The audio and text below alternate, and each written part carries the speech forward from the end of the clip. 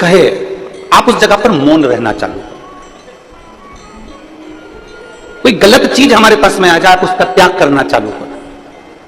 कोई ने आपको गाली दे दी, आप उसका त्याग कर दीजिए। त्याग किसका करना? व्यक्ति का त्याग नहीं करना, गाली का त्याग करना। कोई गलत विचार मन में आ रहा है, त्याग उसका कर दीजिए। त्याग व्यक्ति का नहीं करना, हमें गलत विचार का त्याग करना, गलत सोच का त्याग करना, गलत दृष्टि का त्याग करना। कई लोगों को देखा है हमने,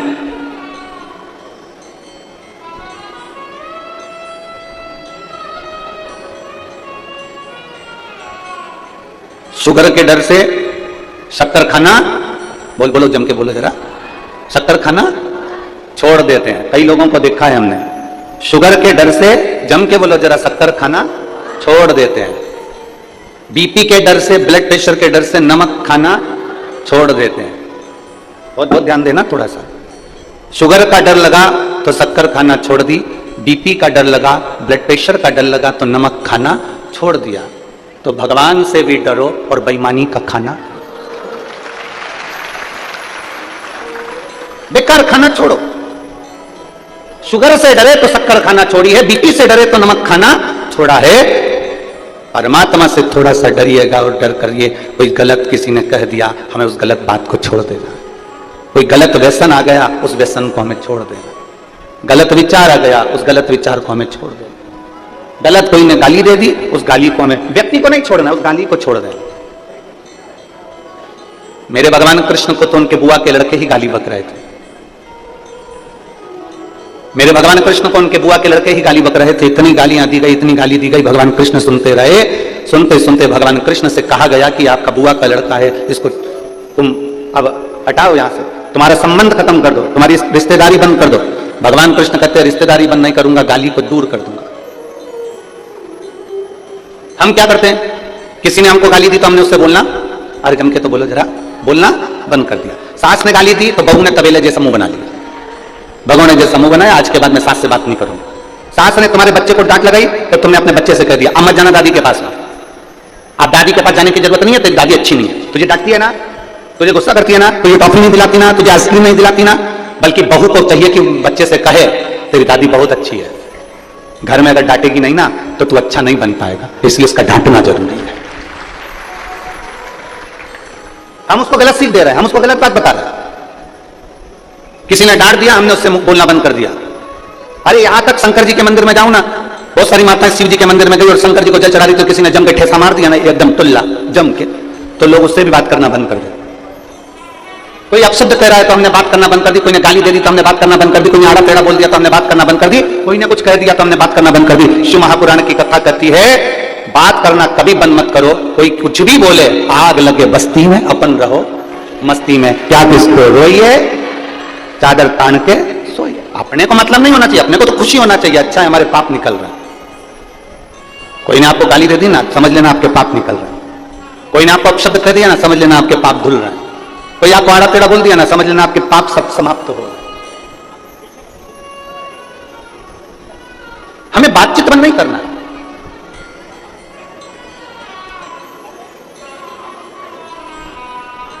भगवान नारायण के चरणों में कौन बैठी रहती है? बोलते जाओ जरा, परत बड़ा वालों, तुम्हारी आवाज यहां तक आना चाहिए। कौन बैठी है? लक्ष्मी। गणेश जी के बाजू में कौन कौन है? रिद्धि सिद्धि। ब्रह्मा जी के बाजू में कौन है? ब्रह्मांड। इंद्र के बाजू में इंद्राणी। केवल एक शंकर भगवान की अर्धांगिनी माता पार्वती जी ऐसी हैं, शंकर जी के मंदिर में जाकर देखना कि दोनों आमने सामने बैठे हुए, बाजू में नहीं है, आमने सामने। क्यों? कारण मैं कुछ कहूं आप सुनना, आप कुछ कहेंगे मैं सुनूंगी, मैं आपके सामने, आप मेरे सामने रहो, जिंदगी भर रहो। और एक आप और हम हैं, जरा सी कोई बात हो जाती है तो कहते आज के बाद तेरा मुंह ही नहीं देखूंगी, तेरा मुंह ही नहीं देखूंगी, आज के बाद मेरे सामने आना मत, तेरा मुंह ना देखूंगा। ना ना, शिव पार्वती की कथा कर रही है, कितना भी क्लेश हो जाए, कितना भी विवाद हो जाए, कितनी भी गलत बात हो जाए, तो भी अपनी बोलचाल बंद नहीं करना अपना।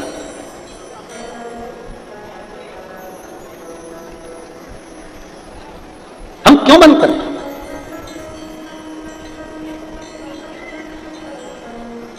शिव जी को ज्यादा क्रोध आता था कि पार्वती जी को ज्यादा क्रोध आता था?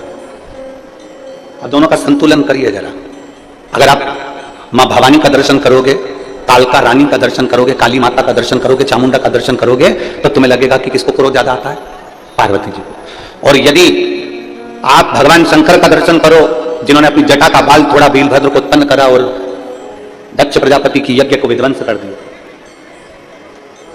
जिन्होंने क्रोध में आकर कामदेव को भस्म कर दिया, अगर आप दर्शन करेंगे तो फिर आपको लगेगा कि शंकर को ज्यादा क्रोध आता है। पर एक बार भी शंकर भगवान के मुख से यह नहीं निकला कि पार्वती तुझे क्रोध आता है। पार्वती जी ने एक बार भी मुख से यह नहीं कहा कि भोलेनाथ तुमको क्रोध आता है, क्योंकि ना शंकर भगवान को पार्वती में क्रोध नजर आ रहा है, ना पार्वती को शिवजी में क्रोध नजर आ रहा है। ये दोनों एक दूसरे में वात्सल्यता देख रहे हैं, क्योंकि जिसके अंदर जो भरा होता है सामने वाले में वो नजर आना प्रारंभ हो जाता है। पति चिल्ला रहा है, पति अब शब्द बोल रहा है और चिल्लाते चिल्लाते इतने में पत्नी ने दो शब्द कह दिए तो पति चिल्लाकर बोला, ये देख कितना गुस्सा कर रही है। अपने पति से ऐसे बात करना चाहिए? पति पत्नी से कह रहा है। अब यही बात अगर पत्नी पति से कह दे तो तुम पहले अपने आप को तो देखो, तुम कितना गुस्सा कर रहे हो, तुम कितना क्रोध कर रहे हो। दुकान पर रहते हो तो अच्छे रहते हो, बाहर रहते हो तो अच्छे रहते हो, घर में आते हो तो इतना क्लेश करते हो। बस ये बात पत्नी ने कही, इतने में तो पति ने गाड़ी की चाबी ली, भुड़ भुड़ भुड़ भुड़ वो चल। फिर गलत किसने कहा? जरा विचार करिए, बच्चा जब छोटा रहता है तो हम कहते हैं कितना नटखट है। बोलो बोलो, जम के बोलो, एक बार बोल के बताओ, बच्चा कितना नटखट है। केवल बच्चा जब छोटा रहता है तब उसको कहा जाता है कि बच्चा कितना नटखट है। जब बड़ा होता है तो नट सारे ढीले हो जाते हैं और बुढ़ापे आते आते से केवल खटखट ही रह जाती है। अब कोई बुढ़ापे में किसी बुढ़े व्यक्ति 80 साल की अम्मा को कोई कह दे, अम्मा कितनी नटखट है। अब कोई कहे, हम हमारे जजमान को कह दे श्री ओम प्रकाश जी को कि ओम प्रकाश जी तुम कितने नटखट हो। अवस्था में कोई नटखट कहेगा? कौन कहेगा? हम क्या देख रहे हैं, हम क्या बोल रहे हैं? पति को क्रोध आया, उसने पत्नी से कह दिया तो गुस्सा करती है। पत्नी को क्रोध आया, उसने पति से कह दिया तो गुस्सा करती है। पर मेरे देवाधिदेव महादेव, मेरे शंकर, मेरे त्रिकालदर्शी, मेरे कैलाशी, मेरे अविनाशी, मेरे शंभु कभी पार्वती से नहीं कहते कि तू क्रोध करती है, क्योंकि शंकर को मालूम है जब दुष्टों का संहार करना है तो पार्वती का क्रोध करना जरूरी है। जब दुष्टों का संहार करना है तो पार्वती का क्रोध करना जरूरी है। अनायास क्रोध माता पार्वती कभी नहीं करी है। लक्ष्मी जी ने गुस्सा करा, अनायास करा, भगवान नारायण हंस दिए, लक्ष्मी जी को देखकर लक्ष्मी जी को क्रोध आ गया, लक्ष्मी जी ने श्राप दे दिया नारायण को, मैं तुम्हें श्राप देती हूं, तुम्हारा शीश कटेगा और घोड़े का मुंह लगेगा क्योंकि तुम घोड़े जैसे हंसे हो। और भगवान विष्णु का शीश कटा, घोड़े का मुख लगा, हयग्रीव अवतार हो गया। घोड़े का मुख लगा, हयग्रीव अवतार हुआ लक्ष्मी जी के कारण। यहां क्रोध लक्ष्मी जी को नहीं आना था, पर क्रोध आया, अनायास क्रोध लक्ष्मी जी को आ सकता है, अनायास क्रोध ब्रह्माणी को आ सकता है। ब्रह्माणी को क्रोध आया ब्रह्मा जी के ऊपर जब यज्ञ कर रहे थे पुष्कर राज की भूमि पर। ब्रह्माणी को क्रोध आया जब पुष्कर राज की भूमि पर यज्ञ कर रहे थे और ब्रह्माणी के आने में देरी हो गई। जब ब्रह्माणी नहीं आई तब उस समय पर ब्राह्मणों ने गौ माता के मुख से गायत्री को प्रकट कर लिया और प्रकट कर फिर वो यज्ञ में जो बिठाया, बिठाने के बाद में स्वयं ब्रह्माणी देवी आगे कह दिया, मेरा अपमान कर दिया, मेरी जगह पर तुमने दूसरी नारी को बिठाया, कहीं पर तुम्हारी पूजन नहीं होगी, कहीं मंदिर नहीं होंगे, अगर मंदिर होगा तो केवल एक पुष्कर राज में होगा, केवल एक पुष्कर राज।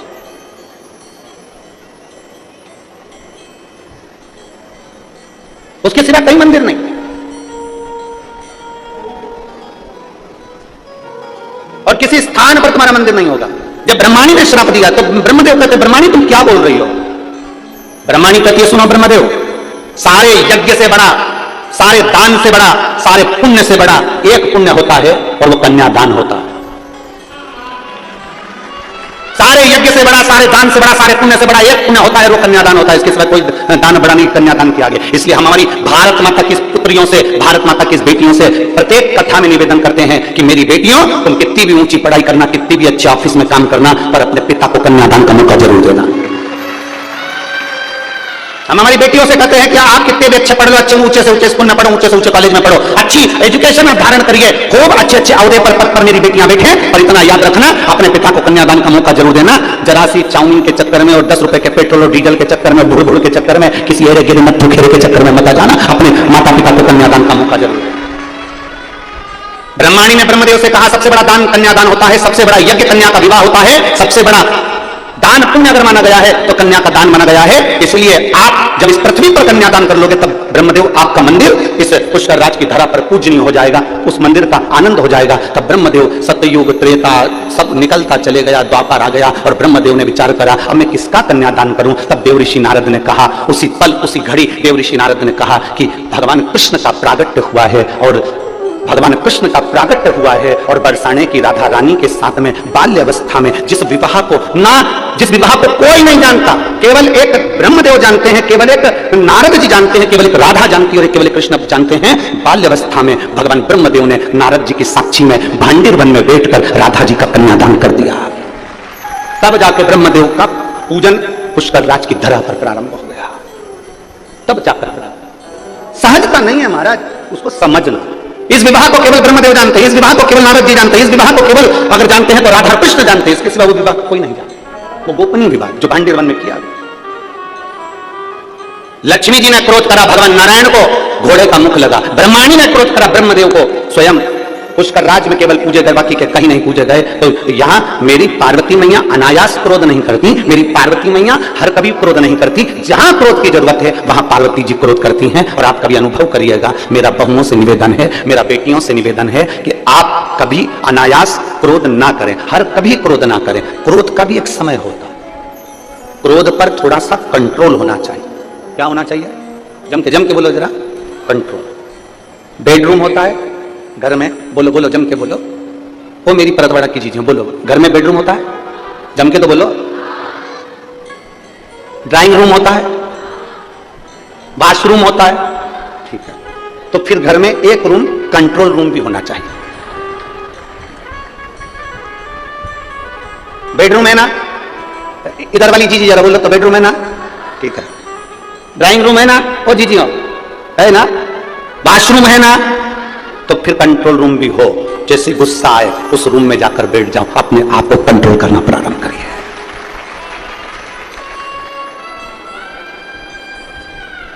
मुख पर गालियां आए उस रूम में जाकर बैठ जाओ, गालियों पर कंट्रोल होना जरूरी है।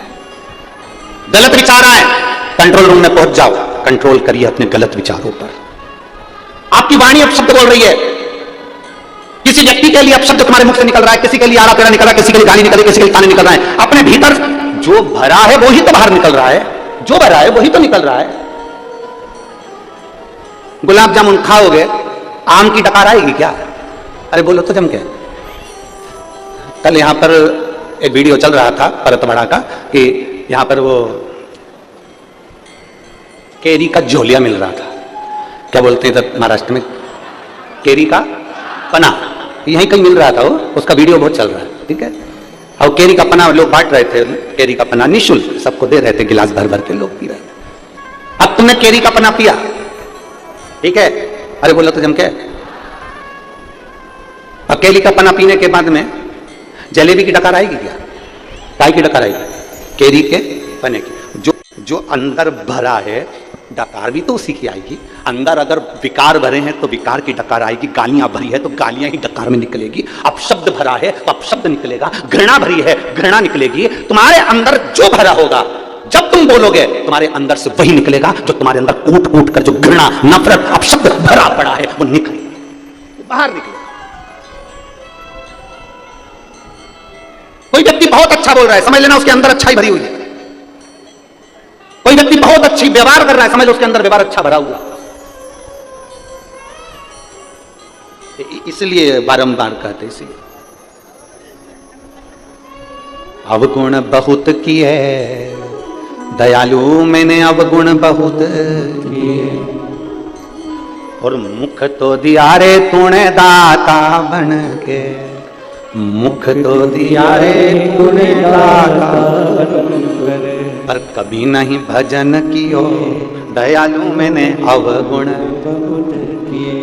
मुख तो तूने दाता बनकर दे दिया, पर मैंने इस मुख से केवल 24 घंटे लोगों की बुराई, निंदा, अपशब्द, ताने, गालियां, आड़ा टेढ़ा बोलता रहा। और कान दिए रे तूने, बोलो बोलो बोलो, दाता बन के, पर कभी नहीं सत्संग सुनो। जब भी सुना केवल चुगली, केवल बुराई, केवल अपशब्द, केवल ताने, केवल गाली, केवल आड़ा टेढ़ा। और नयन दिए रे तूने, बोलो बोलो जम के बोलो जरा, दाता बन के, कभी नहीं दर्शन कियो, केवल दूरदर्शन कियो। दर्शन नहीं, केवल दूरदर्शन कियो। चित्र अच्छा देखोगे तो चरित्र भी अच्छा होगा। ये बहुत सारे सीरियल, बहुत सारे नाटक टीवियों में आते हैं, बहुत सारे सीरियल। एक लड़की ने शादी कर ली, एक जगह से उसने थोड़ा बहुत धन दौलत लेकर छुटकारा कर लिया, दूसरी जगह शादी कर ली, फिर उसने तलाक कर लिया, तीसरा पति मिला, उसने भी उसको अपशब्द किया, उसने उसको भी छोड़ दिया, चौथा पति विदेश में ढूंढा, उससे शादी कर ली, उसके साथ जाने की तैयारी कर ली। वहीं पे बेटा बेटी सब नाटक देख रहे थे। उन्होंने सोचा ऐसा होता है, पर नाटक में वो हो सकता है, पर ओरिजिनलिटी में तो बेटी केवल एक के घर ब्याह कर जाए और वहां अच्छे से रहे, ये माँ बाप की आशा रहती है, ये माता पिता की आशा रहती है।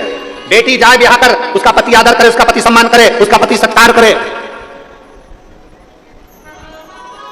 ये हर माता पिता का एक मन का भाव होता है, प्रत्येक माता पिता का।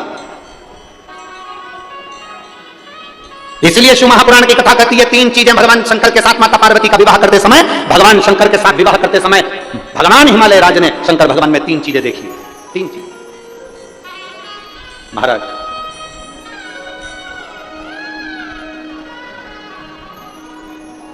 पार्वती जी के पिता हिमालय राज ने शंकर जी के साथ विवाह करते समय तीन चीजें देखी। प्रत्येक घर के पिता को अपनी बेटी की शादी करते समय तीन चीजें देखना चाहिए।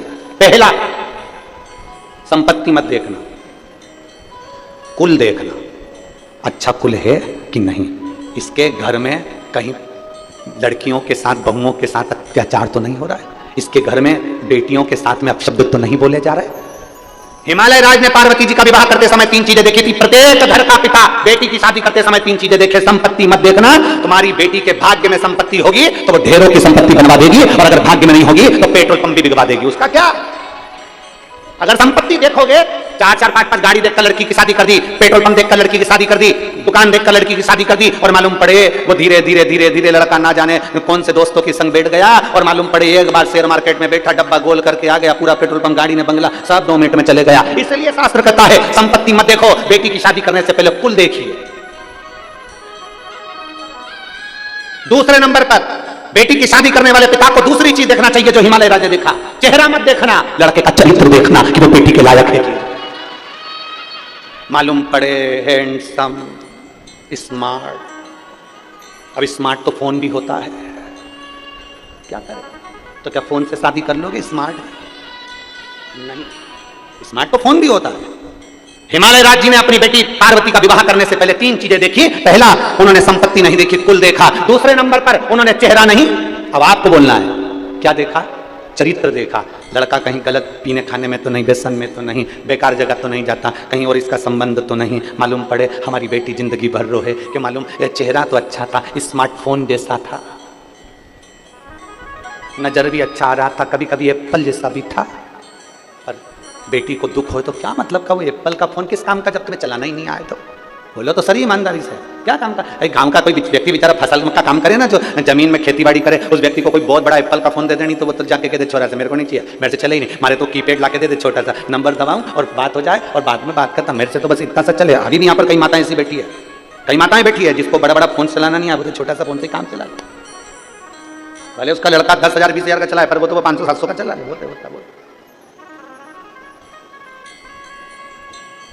उसको जरूरत ही नहीं। चेहरा मत देखना, क्या देखना, चरित्र देखना। शिव महापुराण की कथा कहती है उसका धन नहीं, उसकी कमाई नहीं। शिव महापुराण की बात कथा कहती है, तीसरे नंबर पर कहती है कि उसका धन वैभव सब अलग चीज है। तीसरे नंबर पर शिव महापुराण हिमालय राज की कथा कहती है पार्वती जी के विवाह के लिए कि लड़के की संगति देखो, संग किसका है। ये मेरी परतवाड़ा की चीजें और जितने भारत भूमि के जितने भक्त शिव महापुराण की कथा को इस परतवाड़ा की भरी से श्रवण कर रहे हैं, इस भूमि से सुन रहे हैं, जो अपने आस्था चैनल पर, फेसबुक, यूट्यूब पर, मोबाइलों पर इस कथा को सुबह 9:30 बजे से 12:30 बजे तक सुन रहे हैं, उनसे निवेदन करेंगे 3 चीजों का स्मरण आपके जीवन में रहे। एक, धन मत देखो, कुल देख लो। दूसरा, संपत्ति मत देखो, लड़के की संगति देख लो। और तीसरा, चेहरा मत देखो, चरित्र देख लो, तो तुम्हारी लड़की कभी दुखी नहीं हो सकती, वो सुखी ही रहेगी, सुखी रहेगी।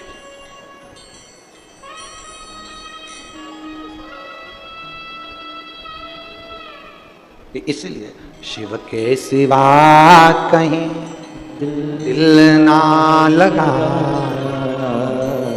शिव के सिवा कहीं दिल ना लगाना, वरना पड़ेगा तुझे आंसू बहाना, वरना पड़ेगा तुझे आंसू बहाना, शिव के सिवा कहीं दिल ना लगाना। अपने चित्त को, अपनी वृत्ति को, अपने मन को कहीं दूसरी जगह लेकर नहीं, अपने मन को भटकाना नहीं है, अपने मन को भ्रांतियों में नहीं लेके जाना, अपने मन को भ्रम में लेकर नहीं जाना। कोई गलत बोल रहा है, उसके अंदर गलत भरा होगा इसलिए गलत बोला उसने। कोई आप अपशब्द कर रहा है, उसके अंदर ईर्ष्या भरी होगी इसलिए कोई अपशब्द कह रहा है आपसे। एक उंगली किसी पर उठाई है, कितनी उंगली? ये ऐसा है, जब एक उंगली हम किसी पर उठाते हैं तो ये 3 उंगलियां हमारी ओर जाती है कि तू अपने अंदर झांक कर देख कि तू क्या है। एक उंगली किसी पर उठाई है तो ये 3 उंगलियां बता रही है कि अपने खुद के अंदर झांको कि तुम क्या हो।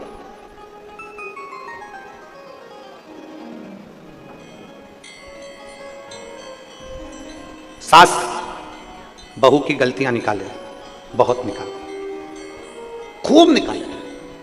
ईमानदारी से बोलना, सास अगर बहू की गलती निकालती रहे और अपनी पड़ोसन उनको, अड़ोसन उनको, रिश्तेदारों को, ननन को, जेवानी को, जेठानी को, सबको गलतियां बताती रहे, एक दिन ऐसा आएगा कि पूरे मोहल्ले के लोग कहेंगे बहू ऐसी नहीं है, सास गलतियां निकालती है तो सास ही गलत है।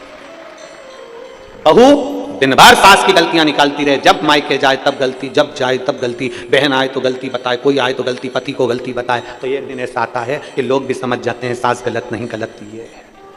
आप एक उंगली किसी पर उठाइए, उसमें से गलतियां छांटना प्रारंभ करिए। एक उंगली किसी पर उठाइए, ये 3 उंगलियां आपकी ओर जाकर बताती है कि तुम अंदर से क्या हो, तुम्हारे भीतर भरा क्या है, तुम कैसे हो। ये 3 उंगलियां बताती है कि तुम्हारे अंदर कितना क्या भरा पड़ा है। शिव पुराण कहती है ना सास बुरी होती है ना बहू बुरी होती है, कुछ समय का चक्र होता है जो बुरा होता है, उसको टल जाने दो, दोनों में एक दिन प्रेम जरूर पड़ेगा। एक लड़की की शादी हुई, लड़के से उसका विवाद हो गया, मायके चली गई, मायके वालों ने कह दिया मत जाना, तू हमारे पास रहे। शिव महापुराण की कथा कहती है थोड़ा टल जाने दो, इस संवाद को थोड़ा टल जाने दो। लड़का लड़की में विवाद हुआ है ना, थोड़ा समझाओ, कोई बात नहीं बेटा, चल हम बैठते हैं, बात करो, अच्छे से रहो, दोनों अच्छे से रहो, प्रेम से रहो। विवाद हुआ, अभी नए नए जुड़े हुए, 1 साल हुआ शादी का, 2 साल हुआ, 3 साल हुआ, थोड़ा समय लगेगा, कम से कम 5-6 साल इंतजार करो, इसके बाद निर्णय पर पहुंचना। इतनी जल्दी निर्णय मत ले कि मुझे अब इसके साथ रहना ही नहीं। बहुत समय तुम मायके में रह रही है, जा ससुराल में ले। हो सकता है बेटी को समझाओ, तू एक बार विवाद कर आ गई, मान लो तेरे को ऐसा पति मिला और तूने तलाक भी ले लिया, तो हो सकता है तो दूसरी शादी करे और वो भी ऐसा ही निकल गया, तो क्या जवाब है? थोड़ा समझाओ, थोड़ा समझाने का प्रयास करिए, थोड़ा कहने का प्रयास करिए। हाँ, जब बेटी के लायक लड़का ना हो और तुम्हें लगे कि ये बेटी के लायक नहीं, सही में हाथ उठाता, मारता, ठोकता, गाली देता, अपशब्द कहता, इज्जत नहीं करता, सम्मान नहीं करता। कितनी बड़ी बात, एक बुजुर्ग व्यक्ति मरते मरते 4 बातें अपने लड़के को कहकर चले गए।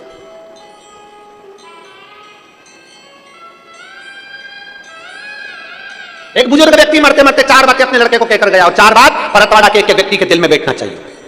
एक बुजुर्ग व्यक्ति मरते मरते 4 बातें अपने लड़के को कह गया, बेटा छांव में जाना, छांव में आना, बेटा घर में चमड़े की एक दीवार रखना। पहली बात क्या बोली? बेटा जम के बोलो परतवाड़ा वाले, छांव में आना, छांव में जाना, घर में एक चमड़े की दीवार रखना। तीसरी बात कही मीठा ही मीठा खाना, मीठा ही मीठा। और चौथी बात कही अपनी पत्नी को डांटना है तो बांध के डांटना, अपनी पत्नी को डांटना है तो बांध कर डांटना। ये 4 बातें बुजुर्ग कहकर चले गया। लड़के ने अमल करना प्रारंभ कर दिया। छांव छांव जाओ, छांव छांव आओ। तो लड़के ने क्या करा, अपनी दुकान तक, अपने घर से लेकर दुकान तक टेंट लगवा दिया। छांव में जाता, छांव में आओ। लड़के ने सुना पिताजी ने कहा कि चमड़े की दीवार घर में रखना। तो जब गांव में कोई भैंस मरी, उसका चमड़ा लाकर उसने निकलवा के अपनी दीवार पे टांग दिया, चमड़े की दीवार, बदबू मारने लगा घर। तीसरी बात, मीठा मीठा खाना, इतना मीठा खाया कि शुगर हो गई। और चौथी बात, अपनी पत्नी को पहले बांधता फिर डांटता। एक दिन पत्नी छूटकर अपने मायके चली गई और अपने पिताजी से कहा पापा मुझे नहीं जाना। बहुत गंदा माहौल है। पहले तो अच्छे थे, पर जब से पिताजी मरे 4 चीजें इनको बताकर चले गए, मीठा मीठा खाओ, चमड़े की दीवार रखो, और पत्नी को जब भी डांटना तो बांध कर डांटना, और छाँव छाँव जाना, छाँव छाँव आना। जमाई आया अपनी पत्नी को लेने के लिए। ससुर ने कहा बेटा क्या बात है, तुम पहले तो ऐसे नहीं थे, तुम पहले ऐसे नहीं थे बेटा, क्या हुआ? तो कहा मैंने अपने पिताजी का कहना माना है, मेरे पिताजी मरने से पहले ये सब चीजें बोल कर गए थे। बस बता ही रहे थे 4 चीजें और पिताजी मर गए, उन्हें समझाया नहीं मुझको। मैंने जो सुना वैसा मैंने करा। पिताजी कह गए थे छांव में जाना, छांव में आना, तो मैंने अपनी दुकान तक, घर से लेकर दुकान तक टेंट लगवा दिया। लड़की के पिताजी ने कहा तुमने अपने पिता के शब्दों को सही से धारण नहीं करा। तुम्हारे पिताजी ने कहा था छांव में जाना, छांव में आना, मतलब जब भी अपने व्यापार के लिए जाना, दुकान पर जाना तो सुबह जाना और शाम को आना। छांव में जाना, छांव में आना मतलब सुबह जल्दी जाओ, सूरज उगते से अपने व्यापार को चालू करो, रात्रि को जब सब आनंद के साथ में छांव हो जाए, सारा व्यापार बंद कर फिर आओ। इसको कहते हैं छांव में जाना, छांव में आना। तूने टेंट लगवा दिया, इसको छांव में जाना, छांव में आना नहीं कहते। फिर कहा मेरे पिताजी ने कहा था मीठा मीठा खाना, अर्थात तेरे पिताजी ने कहा था हमेशा ईमानदारी की खाना, कभी गलत मत खाना, नमक मत खाना, मीठा खाना, अपनी इज्जत से खाना। और जब ईमानदारी का कोई खाता है तो वो मीठा ही कहलाता है, भले लड्डू ना खाए पर वो ईमानदारी की मिठाई ही होती है। मेरे पिताजी ने कहा था चमड़े की दीवार घर में जरूर रखना। तेरे पिताजी ने कहा था कोई एक व्यक्ति घर में ऐसा रखना जो तुझे सत्मार्ग बताता रहे, तेरी इज्जत कराता रहे और तुझे सम्मान के शब्द बोलता रहे। चमड़े की दीवार मतलब वो व्यक्ति जो तुमको उन्नति की सीढ़ी पर लेकर जाए। चमड़े की दीवार से मतलब है वो व्यक्ति जो चमड़े का शरीर है जिसका, और तुम्हें ज्ञान उपदेश दे, तुम्हें समझाए, तुम्हें अग्रणी लेकर जाए, वो चमड़े की दीवार के बराबर होता है। घर में एक चमड़े की दीवार रखना मतलब एक मित्र, एक परिवार का सदस्य ऐसा रखना जो तुम्हें सत्मार्ग बताए, वो चमड़े की दीवार है। और चौथे नंबर पर पत्नी को बांध कर डांटो, मतलब पत्नी को कभी 4 लोगों के सामने मत डांटना, अकेले कमरे में ले जाकर डांटना, इसको कहते हैं बांध कर डांटना। तो अपनी पत्नी की इज्जत क्यों गिरा रहा है? 4 दोस्तों के सामने पत्नी को अपशब्द कह दिया, रिश्तेदार आए तो उनके सामने अपशब्द कह दिया, नंदे आई तो उनके सामने अपशब्द कह दिया, नंदोई आए तो उनके सामने अपशब्द कह दिया, छोटे कई देवरानी खड़ी रहती है और पति आया और अपनी पत्नी को डांट दिया। 4 देवरानी के सामने उस जेठानी की क्या इज्जत होगी, उसका सम्मान क्या होगा? 4 दोस्तों की पत्नी के सामने आए डांट दिया, उन 4 दोस्तों की पत्नी के सामने पत्नी की इज्जत क्या होगी? इसलिए उस ससुर ने, उस पिता ने कहा था कि पहले बांधना फिर डांटना, अर्थात अपनी पत्नी को कहीं 4 लोगों के सामने कुछ मत कहना तो कमरे में ले जाकर कहना। बस इतनी सी बात थी। उस व्यक्ति ने चरण पकड़ लिए, ससुर जी मैंने अपने पिता के शब्द को गलत सोच लिया था, मैंने अपने पिता के शब्द को गलत सोच लिया था। हम निवेदन करना चाहेंगे, दुनिया के कई लोग कथाओं को थोड़ा थोड़ा सा काट लेते हैं और उसको गलत तरह से पेश कर देते हैं। अभी बन सके गलत तरह से पेश करने से पहले उस कथा को पूरी सुनना, किसी और वाले महाराज ने बोला क्या था, उस कथा को पूरी निकालिए, सुनिए, इसके बाद आप कहिए कि कथा गलत है कि सही है। कहने वाला कुछ भी कह दे, अपशब्द बोलने वाला अपशब्द कह दे। एक बहू ने कुछ कहा, सास ने गलत मतलब निकाल लिया। 4 तरह के लोग होते हैं, 4 तरह का मतलब निकालते हैं। पहले कथा को पूरा सुनो कि उस कथा का विस्तार वर्णन क्या करा गया, उस कथा में बोला क्या गया था, उस कथा में कहा क्या गया था।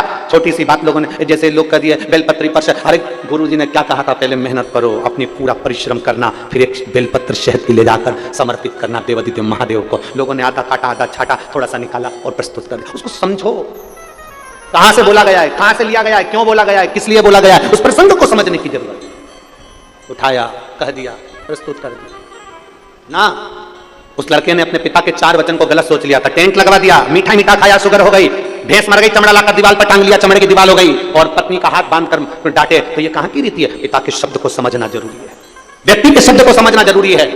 घर में सास बोलती है, बहू को समझना जरूरी है, और बहू बोले तो सास को समझना जरूरी है। इतनी जल्दी निर्णय पर मत पहुंचना कि मुझे अब इसके साथ नहीं रहना, नहीं, साथ रहो और साथ रहकर उसको अच्छा करने का प्रयास करो कि मेरी जिंदगी इसी को ठीक करने में करना है। अब दूसरे को अच्छा करना है तो पहले क्या करना पड़ेगा? जम के बोलो जरा।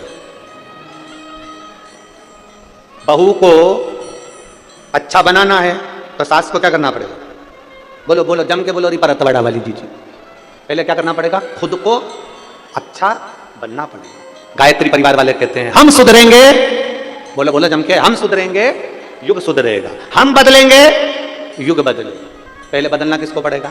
हमें अपने आप को। पहले सुधरना किसको पड़ेगा? हमें अपने आप को। जब हम ही नहीं सुधर रहे तो फिर दुनिया क्या सुधरेगी? हम ही नहीं सुधर रहे। एक पंडित जी प्रवचन में कह रहे थे 4 महीना चतुर्मास में बैंगन नहीं खाना चाहिए। पंडित जी प्रवचन में कह रहे थे 4 महीना चतुर्मास में बैंगन नहीं खाना चाहिए। पंडित जी घर गए, उनकी पत्नी ने मूंग की दाल बनाई। पति चिल्ला कर दौड़ा, मैं अभी परसों के दिन बैंगन लेकर आया था, तूने बैंगन नहीं बनाया। पत्नी बोली, तुम्ही ने तो प्रवचन में कहा था कि चतुर्मास में 4 महीना बैंगन नहीं खाना चाहिए। पति माथा ठोक कर बोला, चौकी की कथा को चूल्हे तक क्यों लाई? वो तो मैं प्रवचन में कह रहा था, तूने अपने आप में अमल कर लिया। हम जो कहें पहले अपने आप में अमल करना चाहिए। हम जो बोलें पहले अपने आप पर अमल करना चाहिए। हम बहू को कह रहे हैं, बेटा ऐसा रहिए, बेटा ऐसा करिए।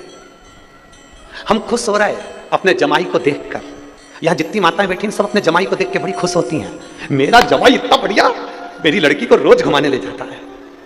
मेरा जमाई इतना बढ़िया, मेरी बेटी कह दे तो मायके लेकर आता है। और वही की वही जो तुम्हारा जमाई कर रहा है, वही की वही तुम्हारा छोरा तुम्हारी बहू के साथ करे तो क्यों बुरा लगे? फिर क्यों बुरा लगता? मेरा जमाई मेरी बेटी को मायके लेकर आता है, मेरा जमाई मेरी बेटी को रोज घुमाने ले जाता है, और तुम्हारी बहू को तुम्हारा बेटा रोज गाड़ी पे घुमाने ले जाए तो तुम्हारा मुंह भगोड़ा हो जाए। दूर के ढोल, अरे बोलो तो परतवाड़ा वालों, दूर के ढोल सुहावने। तुम्हारा जमाई बेटी को आइसक्रीम खिलाए तुम्हें अच्छा लगे, मेरा जमाई हीरा। और तुम्हारा बेटा तुम्हारी बहू को आइसक्रीम खिलाए तो जीरो। वो भी तो किसी का जमाई है, वो भी तो किसी की बेटी है। जब तुम्हें मेरा जमाई मेरी बेटी को जब घूमने जाए ना तब गाड़ी दिलाए, जब घूमने जाए वो क्या बोलते हैं एयर रिंग दिलाए, एयर रिंग। जब घूमने जाए तब उसको अंगूठी दिलाए। और तुम्हारी बहू को तुम्हारा बेटा दिलाए तो बड़े खुश हुआ करो कि जैसे आज आपके जमाई की बात सुनकर आपको गर्व होता है, उसी तरह मेरी बहू के घर के लोगों को भी मेरे बेटे को देखकर गर्व होना चाहिए।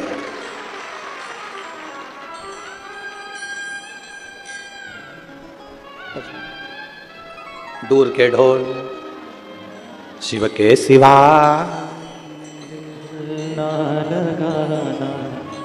बस दूसरा करे तो अच्छा, अपन करें तो बेकार। स्वयं को सुधारिए।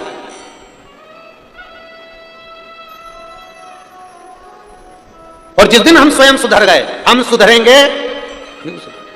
हम दूसरे से कहते हैं मंदिर जाओ, लोटा भर के जल चढ़ाओ, पहले अपने को जाना पड़ेगा। हमने दूसरे से कहा तेरे यहां ऐसा हो रहा है तो तू पशुपति व्रत कर। उसने पशुपति व्रत करे, उसका काम हो गया। और तूने पशुपति व्रत करे और नहीं हुआ, क्यों? क्योंकि तेरा विश्वास पक्का नहीं था। उसने तेरे वचन पर विश्वास करा और उसने काम किया और हो गया। एक पत्र है, देखिए।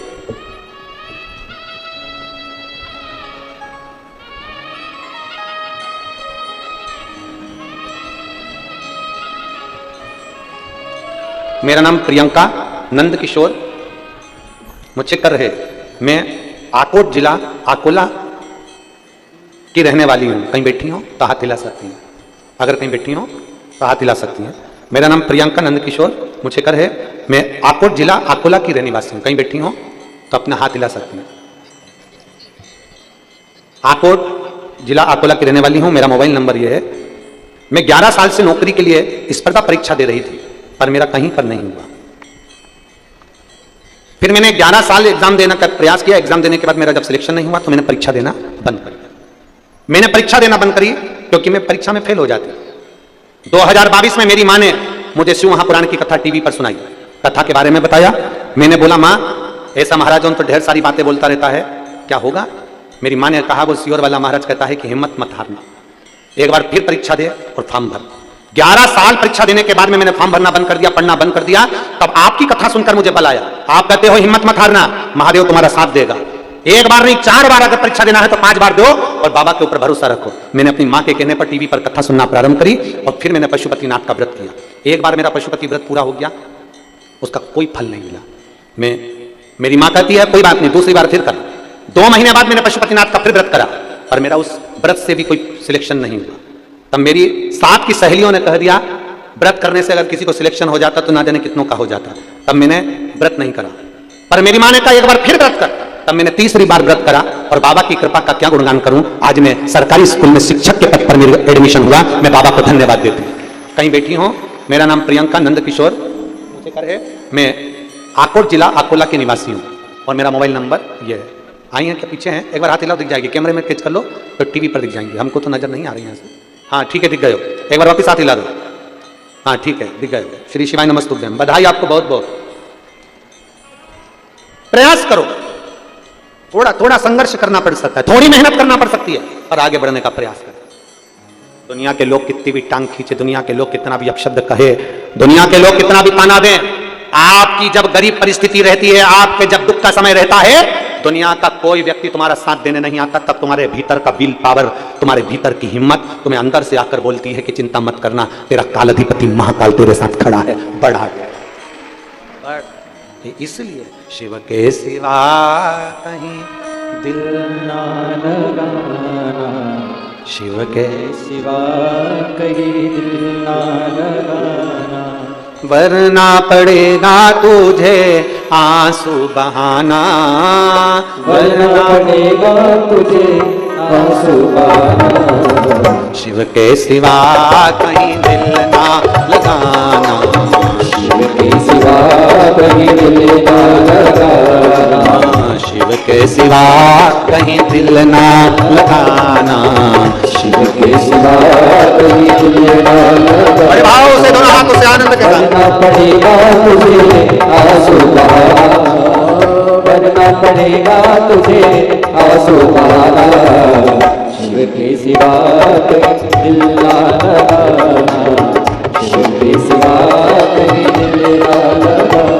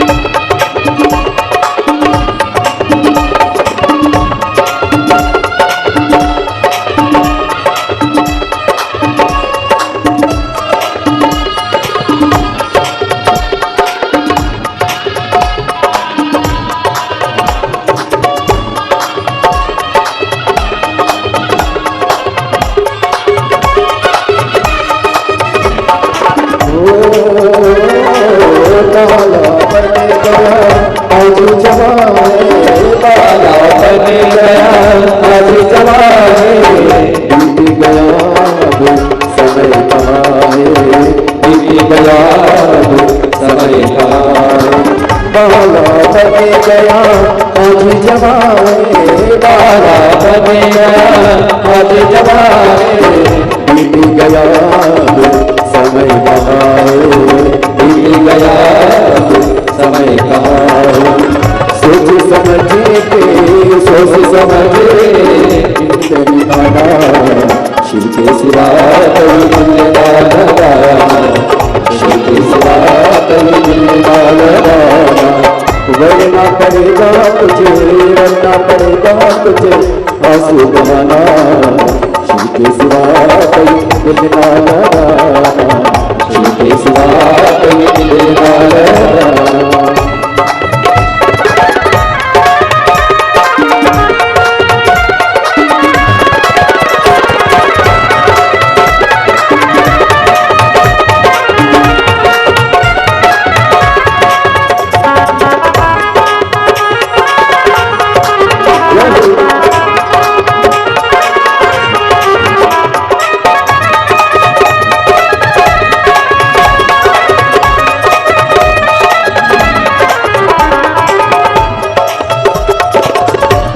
बड़े आनंद,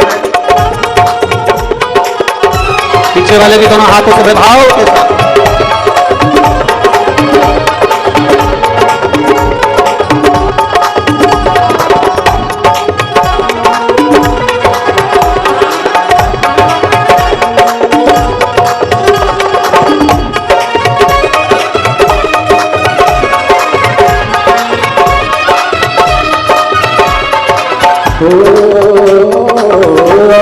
जहाँ से वही फिर जाना, आया जहाँ से वही फिर जाना, वहाँ साथ जाना पैसा खजाना, वहाँ साथ जाना पैसा खजाना।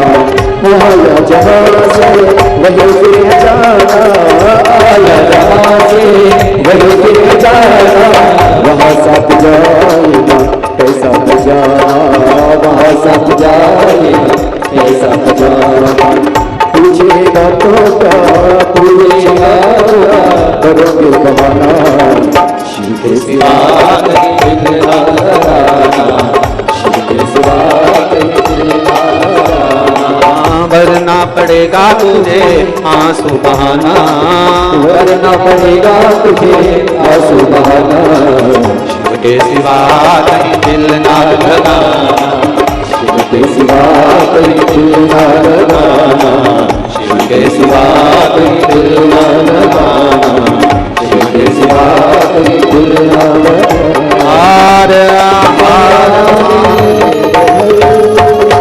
अपने स्थान पर बैठकर भगवान देवाधिदेव महादेव से अपने मन की बात बड़े भाव के साथ दिल से प्रार्थना, भाव से प्रार्थना करिए। जहां जगह मिले वहां बैठे, दिल से भाव से हृदय से शिव जी के नाम का।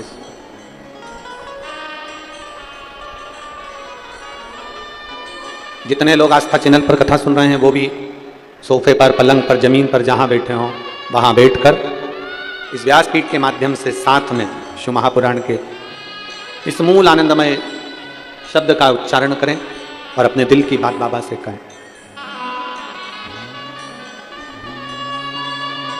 श्री शिवाय नमस्तुभ्यं, श्री शिवाय नमस्तुभ्यं, श्री शिवाय नमस्तुभ्यं, श्री शिवाय नमस्तुभ्यं, श्री शिवाय नमस्तुभ्यं। भोला सब दुख काटो हमारा, ओ भोला सब दुख काटो हमारा। शिव शंकर जपो तेरी माला, भोले बाबा जपो तेरी माला, सब दुख काटो ओ भोला, सब दुख काटो हमारा। वेश है मंगल मंगलकारी, वेश है मंगल मंगलकारी। शमशान वासी हमारा, शमशान वासी हमारा ओ भोला, सब दुख काटो हमारा ओ भोला, सब दुख काटो हमारा। भगवान शिव का चरित्र कहता है, देवरी महादेव का संवाद कहता है। संसार में कोई बुरा नहीं। देवऋषि नारद के मन में संशय आ गया था, इसलिए उस संशय को मिटाने के लिए शिवजी ने अपने नेत्र खोले। संशय को मिटाना। कभी कभी हमारे भीतर ऐसा भाव उत्पन्न हो जाता है कि हम दुनिया के दोष देखते हैं। देवऋषि नारद ने भी देखा है। देवऋषि नारद के भीतर भी एक संशय उत्पन्न हो गया था कि भगवान शंकर सुनते नहीं, देखते नहीं, बोलते नहीं और शिव कुछ नहीं करते। ये देवऋषि नारद के भीतर एक छोटा सा भाव उत्पन्न। पर यहां जितने लोग बैठे हैं, ऐसा नहीं है कि सब के भीतर यह भाव होगा कि क्या भगवान शंकर, कई लोगों के मन में आ जाता है क्या शिवजी सुनते हैं? जिसने समझ लिया कि शंकर सुनता भी है, शंकर बोलता भी है और शंकर छप्पर फाड़कर देता भी है, तो वो फिर शिव को छोड़कर कहीं दूसरी जगह जाता है। फिर वो शिव को छोड़कर नहीं। बोल बम का नारा है, जम के जरा बोल बम का नारा है। फिर वो शंकर को छोड़कर नहीं जाता, वो फिर शिव की स्तुति में लगा देता अपने पूरे समय को। जो भगवान ने ये 83,99,999 योनियां काटने के बाद ये 84,00,000वें नंबर की जो ये योनि दी है, इस मानव की देह को हल्का फुल्का मत लो। इसको समझो कि इस योनि में हमें भगवान की भक्ति कर कर फिर अगली योनियां प्राप्त नहीं करना। जगत गुरु शंकराचार्य जी महाराज जी कहते हैं, पुनरपि जननम पुनरपि मरणम के प्रपंच से छूटना है तो शंकर को एक लोटा जल चढ़ा। और यह मत सोचना कि बहुत बड़ा शिवालय मिले, बहुत बड़ा शंकर का मंदिर मिले, वहीं जाकर जल चढ़ाएंगे। ना ना ना, तुम्हारे घर के करीब में, तुम्हारे घर के पास में, तुम्हारे घर के नजदीक में जो शिवालय है वहां जाकर जल चढ़ा, वहां चले जाओ। घर में शंकर जी हैं आपके? किस किस के घर में है? जरा हाथ उठाओ तो जरा। सबके यहाँ है? रखो रखो, बहुत बढ़िया। हमने एक बार पहले बात कही थी, कई लोग एक प्रश्न करते हैं कि गुरुजी क्या घर में केवल एक ही शंकर जी रखना चाहिए? क्या घर में एक शिवलिंग रखना चाहिए कि दो रखना चाहिए? कितने शिवलिंग हम घर में रख सकते? तब हमने शिव महापुराण के माध्यम से वर्णन किया था, तुम्हारे घर में एक शिवलिंग है, दो शिवलिंग है, 3 शिवलिंग है, 4 शिवलिंग है, 5 शिवलिंग है, सब चलेगा। तुम्हारे घर में 10 शिवलिंग है वो भी चलेगा, तुम्हारे घर में 11 शिवलिंग है वो भी चलेगा, तुम्हारे घर में 12 शिवलिंग है वो भी चलेगा। सारे देवी देवताओं की मूर्तियां 1 या 2 चल सकती है, पर शंकर का शिवलिंग तो अनगिनत तुम्हारे घर में रह सकता है। वो शंकर तुम्हारे घर में जितना है उसमें ये मत सोचना कि मेरे घर में एक है तो मैं एक ही रखूं, 2 है। हाँ, ये भी जरूरी है कि ज्यादा बढ़ाने की जरूरत नहीं, जान करके मत बढ़ा। तुम्हारे घर में है, सास के समय का है, तुम कहीं गई थी, ले आई थी, रखा है, ठीक है, सेवा कर रहे हो, ठीक है। अब कई लोग कहते हैं गुरुजी अगर शंकर भगवान का शिवलिंग है तो उसका रोज पूजन जरूरी है। हम कहते हैं अगर मान लो कहीं जाना है और घर में शिवलिंग है तो उस पर एक बेलपत्र चढ़ाकर तुम 10 दिन के लिए भी चले जाओगे ना, तो भी मेरा शंकर कभी तुम्हारे ऊपर रुष्ट नहीं होगा। मेरा शिवजी कभी नहीं कहेगा कि तूने मेरे ऊपर जल नहीं चढ़ाया। वो प्रसन्न की प्रसन्न ही रहेगा, वो प्रसन्न की प्रसन्न ही रहेगा, उसकी प्रसन्नता कम नहीं होगी, वो प्रसन्नता का भाव उसके अंदर रहेगा। अब दुनिया के लोग कहते हैं कई बार कि शंकर जी गुस्सा कर देते हैं, अगर तुम ऐसा नहीं करोगे तो भगवान शंकर क्रोध कर देंगे। कई लोग कहते हैं तुमने पशुपति व्रत ऐसा कर दिया इसलिए शंकर जी ने क्रोध कर दिया। ना ना ना, तुमने क्रोध, शंकर भगवान अपने भक्त पर कभी क्रोध करते ही नहीं है। जैसे घर का दादा अपने पोते पर कभी क्रोध नहीं करता, थोड़ा बहुत अगर चिल्ला भी देगा ना तो बाद में उसको गोदी में बिठाकर अपनी जेब में से 5 रुपए निकाल के टॉफी का दे ही देता है, वो दे ही दे। एक बार दोनों हाथ उठाकर हर हर महादेव, वो दादा है, वो पिता है, वो कभी अपशब्द कहता ही नहीं। ये मेरी जीजियों, अगर तुमको कोई ऐसी राय देना, तुमको ऐसा कोई समझाए कि ऐसा मत करना, शंकर जी गुस्सा कर जाएंगे, मंदिर में तुम जल चढ़ाने जाओ और कई कई लोग ऐसे मिल जाते, अरे तूने ऐसा कर दिया, शिव जी रुष्ट हो जाएंगे, तो उसके हाथ जोड़ के कहना तू चुप रहे, शंकर मेरे और मैं शंकर के, क्या किसको रोइए चादर तान के सोइए, हमें क्या करना। कई लोग शंकर भगवान रुष्ट हो जाएंगे, शिव जी रुष्ट हो जाएंगे, शंकर भगवान रुष्ट हो जाएंगे, शंकर भगवान को क्रोध आ जाएगा ना। मां और बाप अपने बेटे से, अपने बच्चों से कितनी देर गुस्सा रह सकते हैं? बोलो बोलो, जम के बोलो। एक छोटा सा बच्चा है, माता पिता अपने बच्चे से कितनी देर गुस्सा रह सकते हैं? माता पिता अपने बच्चे से कितनी देर तक क्रोध में रह सकते हैं? कितना क्रोध करेंगे, कितना गुस्सा करेंगे? थोड़ी देर का क्रोध, थोड़ी देर का गुस्सा।